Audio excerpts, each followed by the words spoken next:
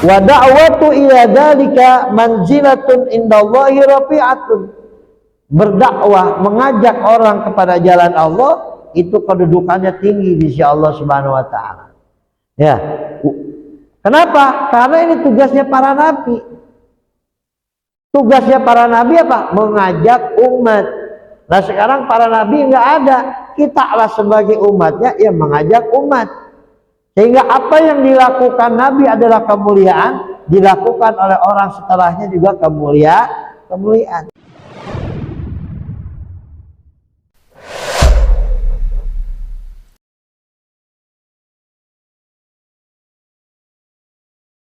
Makanya derajatnya para nabi, para rasul tinggi di sisi Allah.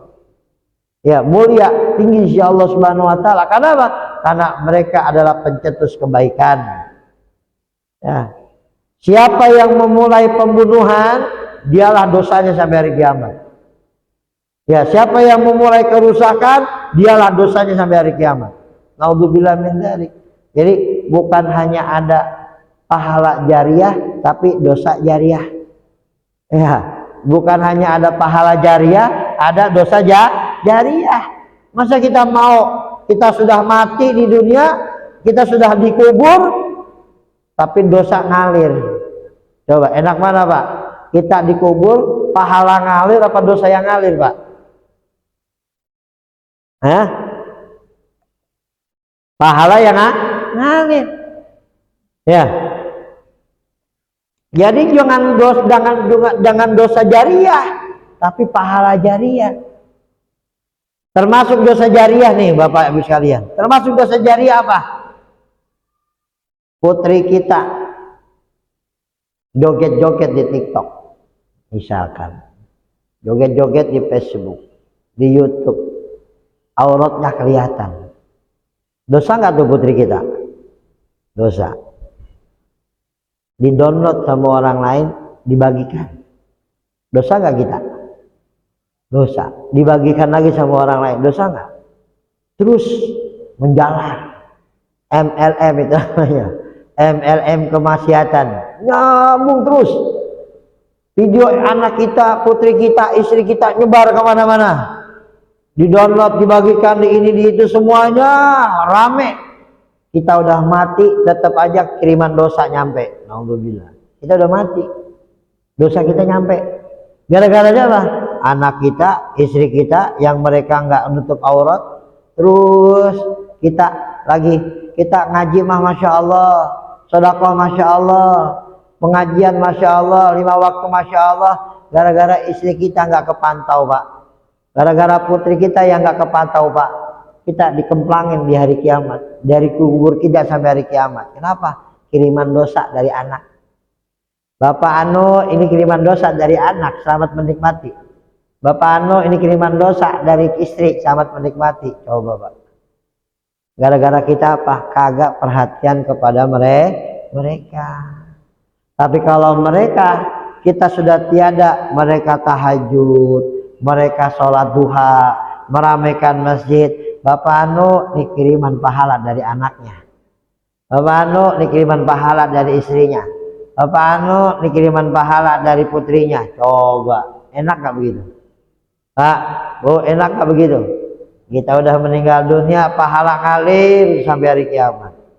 Jangan sampai kita udah meninggal dunia, dosa ngalir sampai hari kiamat. Naudzubillah min.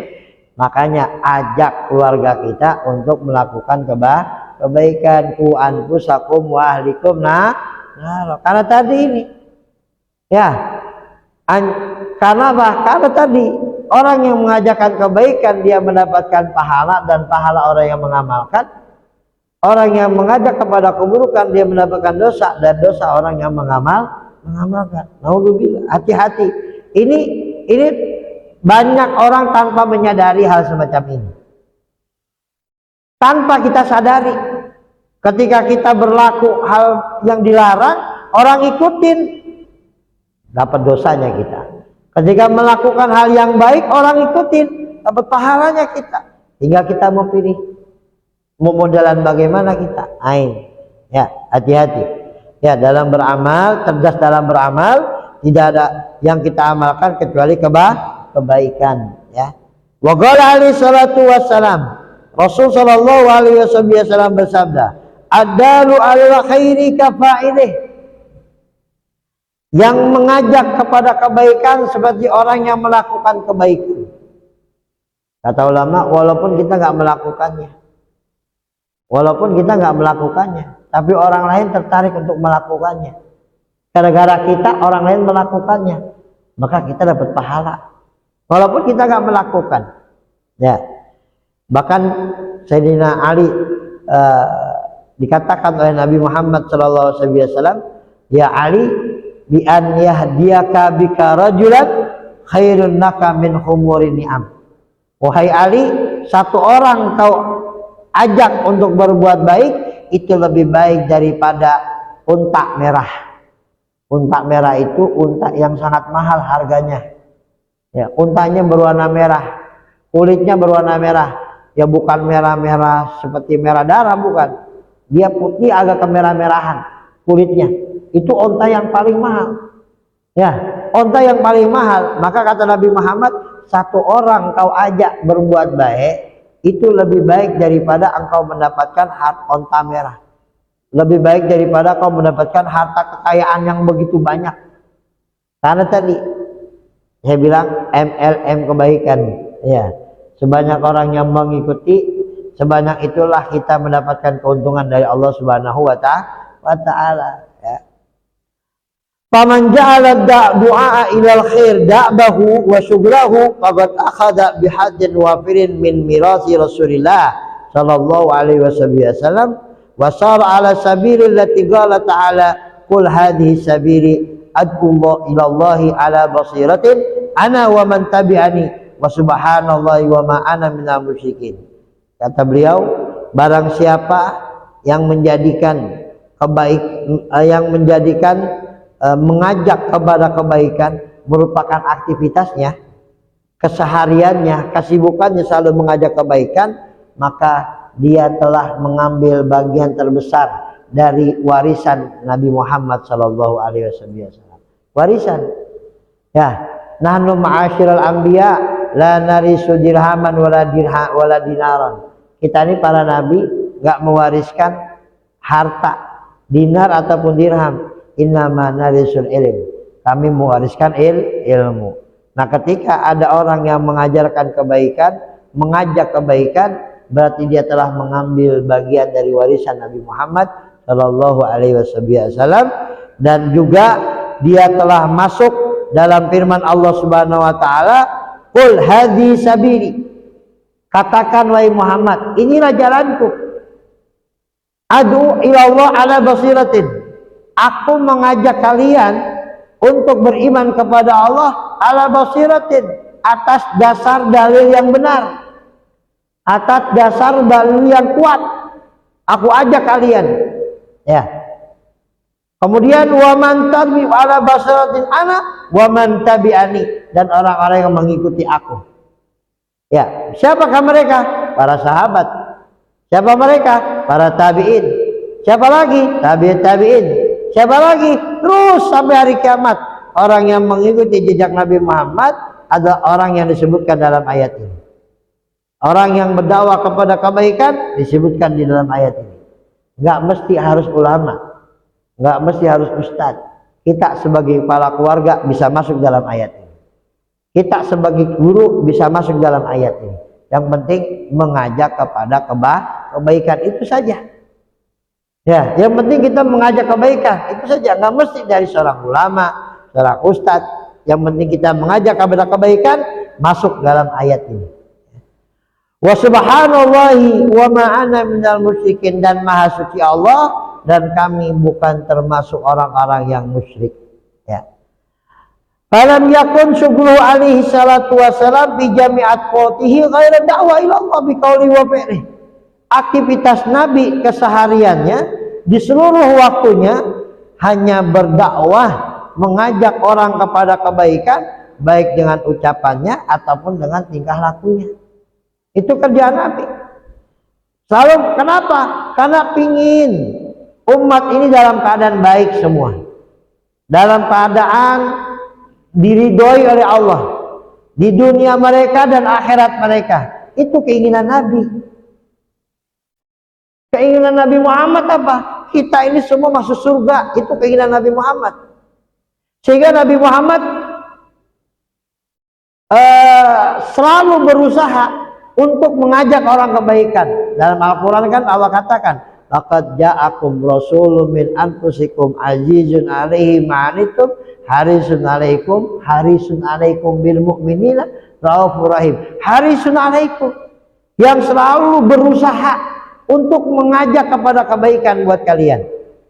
Selalu berusaha siang dan malam pikirannya umat, agar umat ini masuk surga semua, di jalan masuk surganya Allah Subhanahu wa taala.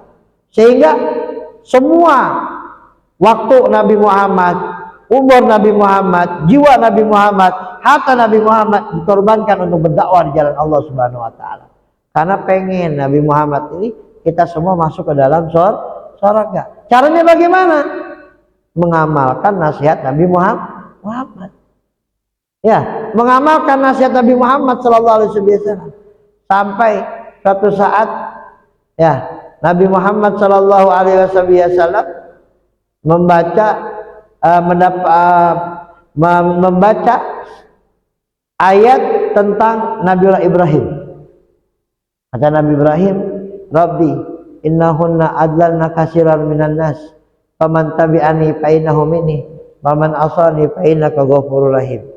Lagi baca ayat, Nabi Muhammad melihat tentang Nabi Ibrahim berucap, ya Allah, berhala-berhala ini telah banyak menyesatkan manusia. Yang ikut sama saya itu bagian dari saya, yang enggak ikut pada saya, Engkau Maha Pengampun lagi Maha Penyayang.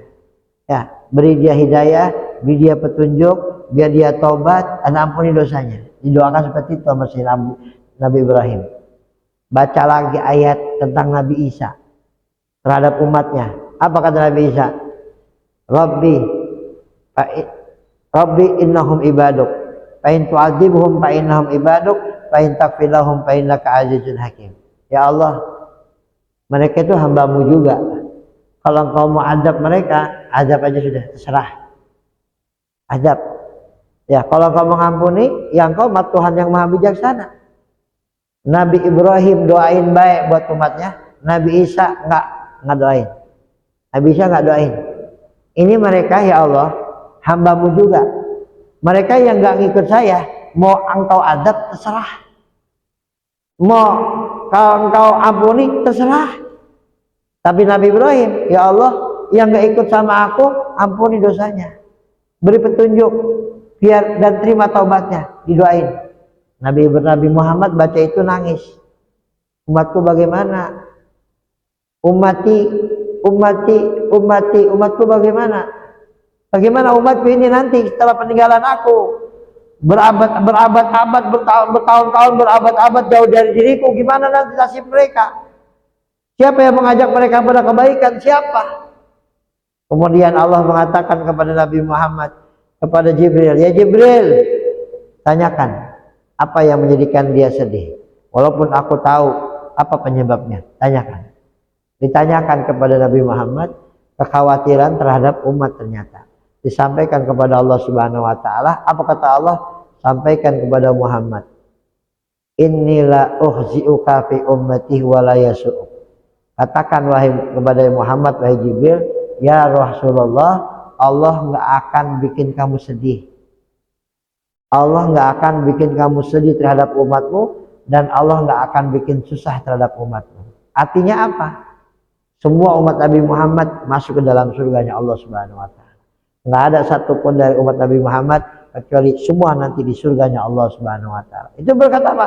Nabi Muhammad sudah berjuang pontang-panting, harta habis, dihina, dibunuh, segala macam, tapi tetap beliau mendoakan umatnya agar diampuni dosa-dosa mereka. Coba. Ya. Semua kehidupan Nabi Muhammad, ucapannya, tingkah lakunya untuk mengajak kepada kebaikan. Walidzalika ba'atsahullah wa bidzalika amarahu. Karena hal itulah Allah mengutus Nabi Muhammad, dan karena itulah Allah memerintahkan Nabi Muhammad. Qala ta'ala qul innama umirtu an a'budallaha wa la usyrika bihi ilaihi adu wa ilaihi ma'ab. Katakan wahai Muhammad, sesungguhnya aku ini diperintahkan oleh Allah untuk menyembah Allah, tidak menyekutukannya dengan sesuatu apapun. Wa ilaihi adu, kepada Allah lah aku mengajak kalian. Wa ilaihi ma'ab, dan kepada Allah lah kita akan kembali semua. Dimintai pertanggungjawaban oleh Allah. Fagrab bin nas min Rasulillah wa aulahum fid dunya wal akhirah ahrasuhum ala hadal amr wa aktaruhum syughlan bih. Orang yang paling dekat nanti di hari kiamat bersama Nabi Muhammad dan paling utama bagi Nabi Muhammad di dunia dan akhirat mereka adalah siapa? Ahrasuhum ala hadal amr wa aktaruhum syughlan bih.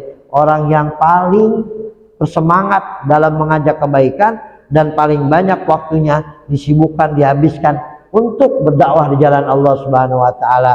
Wa tamahum dukhulan bih, dan yang paling sempurna di dalam masuk kategori kemuliaan akni bihi dakwah ila khairil mufassiril bil iman wa ta'ah wan nahyi fi diddaihima alladaina humal kufru wal ma'siyah. Dan dialah orang-orang yang sempurna dalam mengajarkan kebaikan, maksudnya adalah mengajak beriman kepada dan taat, dan dialah orang yang mencegah dari kebalikan keduanya, yaitu kekufuran dan kemaksiatan.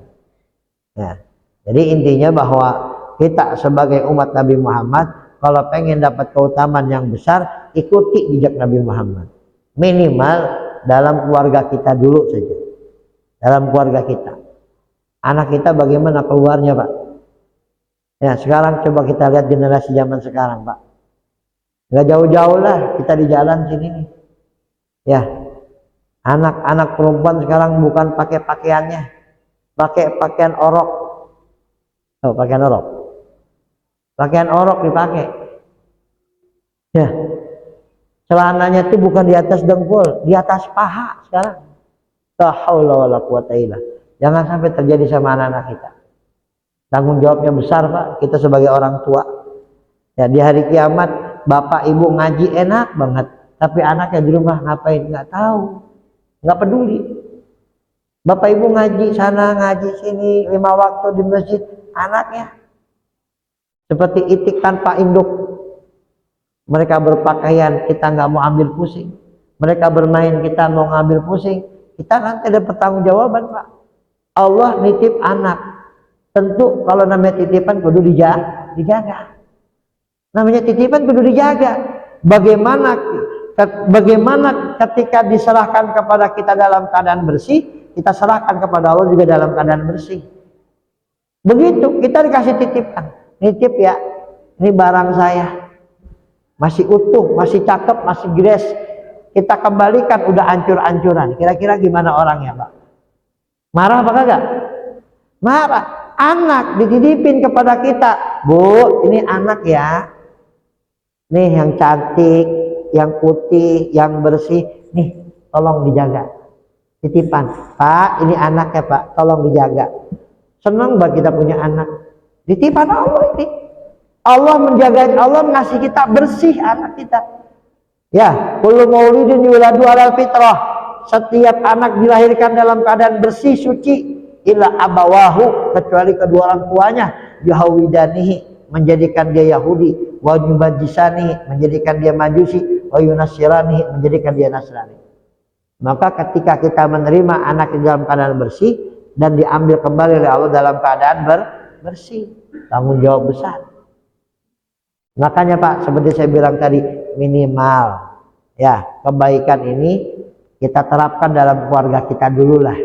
Konsep dalam mengajarkan kebaikan pada keluarga kita dulu, anak kita, istri kita, pergaulan bagaimana ya, putra kita, bagaimana pergaulan mereka, kepada bagaimana pakaian mereka, bagaimana tingkah laku mereka, bagaimana kehidupan mereka sehari-hari ketika kita tidak ada pantau, karena kita ditanggung jawabnya besar, apalagi kita sebagai bapak ya, apalagi kita sebagai bapak, semua di bawah kekuasaannya. Kullukum ra'in wa kullukum mas'ulun an ra'iyatih. Kalian itu pemimpin dan kalian akan dimintai tanggung jawaban atas yang dipimpinnya. Nggak gampang ya, nggak gampang. Kita dari para keluarga tanggung jawabnya besar. Bagaimana kita mendidik anak-anak kita, putra-putri kita, bagaimana menyekolahkan mereka, membesarkan mereka, mendidik mereka, bagaimana? Jangan sampai salah. Gara-gara kita salah mendidik mereka, bukannya kita masuk surga, malah masuk neraka. Ya, naudzubillah min dzalik. Mari Bapak Ibu sekalian, mungkin ada yang mau ditanyakan. Wallahu a'lam bishawab.